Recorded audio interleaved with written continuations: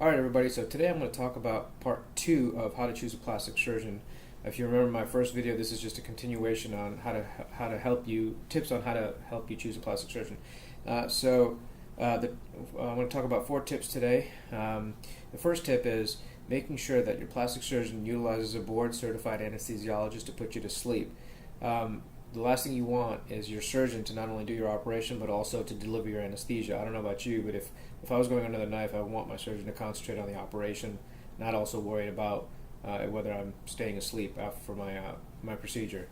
So make sure that your surgeon does use a board-certified anesthesiologist to provide your anesthesia.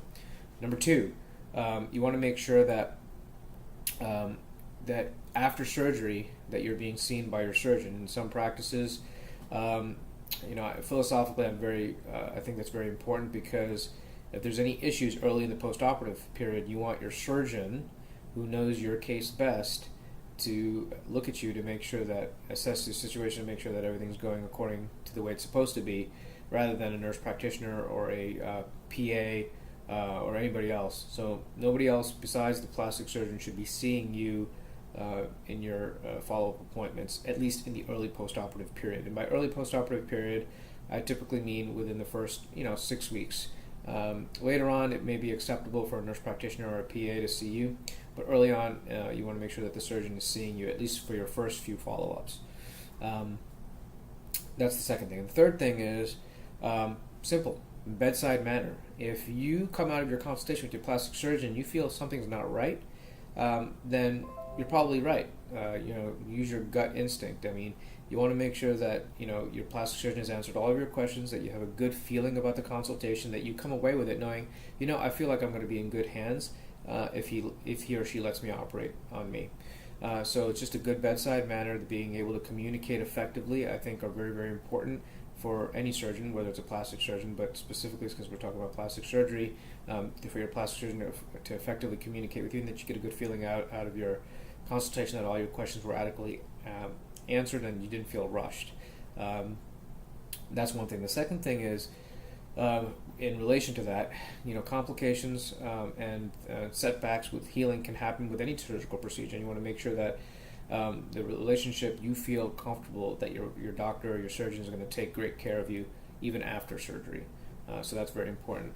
The final point I want to make is, if you're interested, depending upon the procedure that you're interested in, how do you choose a plastic surgeon? So, for example, in my practice, I exclusively do breast and body contouring, surgical breast and body contouring. I don't do any surgery of the head and neck, meaning I don't do no rhinoplasty, I don't do facelift or blepharoplasty or anything.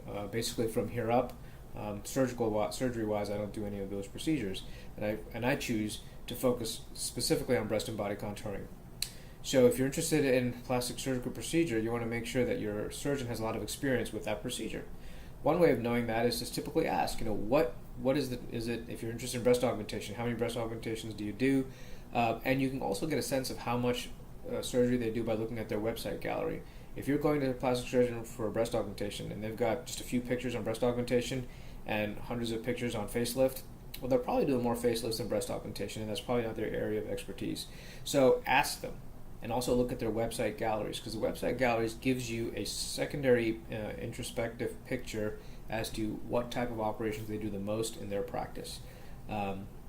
So that should be another way to help you kind of choose a plastic surgeon. So I think if you utilize all the points that I've made in the first video and today, that'll give you a great starting point to help you find the plastic surgeon that is right for you. So thank you very much for tuning into this two-part series.